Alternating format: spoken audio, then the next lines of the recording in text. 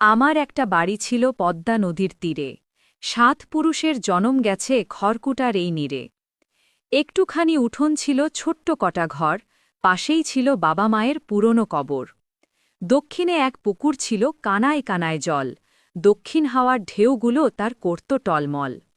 হালের দুটো বলদ ছিল একটা দুধের গাই, ওরা যেন ছিল আমার ভগ্নী এবং ভাই। ঘরের মুখে ছিল দুটো লাল গোলাপের চারা, সারা বাড়ি থাকত ফুলের গন্ধে মাতোয়ারা।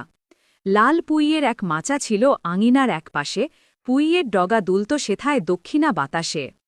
তাজমহলের রূপ ছিল মোর সবুজ শ্যামল নীরে, আসতে যেতে পথের পথিক চাইত ফিরে ফিরে। এই বাড়িতে তেমন সুখেই যাচ্ছিল দিন কেটে, যেমন সুখে শিশুরা সব ঘুমায় মায়ের পেটে।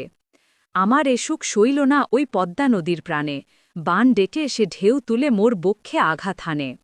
ঘর বাড়ি সব ভাসিয়ে নিল, ভাসালো দুই আখি, অশ্রু ছাড়া কিছুই সে মোর রাখল না আর বাকি। কাল যেখানে ছিল আমার মাথা গোজার ঠাই, আজ সেখানে জলের খেলা আমার কিছুই নাই। বাপ মা আমার ঘুমিয়েছিল কাল যে মাটির ঘরে, আজ সেখানে নদীর পানি রঙে খেলা করে। ৭ পুরুষের স্মৃতির মতো নাইকো কিছুই আর, নদীর জলে ভাসছে তাদের গোর কবরের হার। নদীর জলে হার পেলে কেউ বক্ষে তুলে নিও, গোর হারা মোর মায়েরে আবার দাফন করে দিও। কাল যেখানে থাকত বাধা আমার বলদ গাভী, আজ সেখানে বানের জলে ভাসছে হাবিজাবি। তাদের সাথে যদিও আমার রক্তবাঁধন নাই, তবুও ওরা ছিল আমার ভগ্নী এবং ভাই। আমার সুখে হাসত ওরা, কাঁদত আমার দুঃখে, নিজের বাছুর উপুস রেখে দুধ দিতে মোর মুখে। হাসি মুখে আমার সাথে টানত ওরা হাল, ভাইয়ের মতোই সঙ্গ দিয়ে আসছে চিরকাল। আমার এ সুখ হয়নি হজম পদ্মা নদীর চোখে, আঘাত করে আমাদের এই ভাই বাঁধনের বুকে।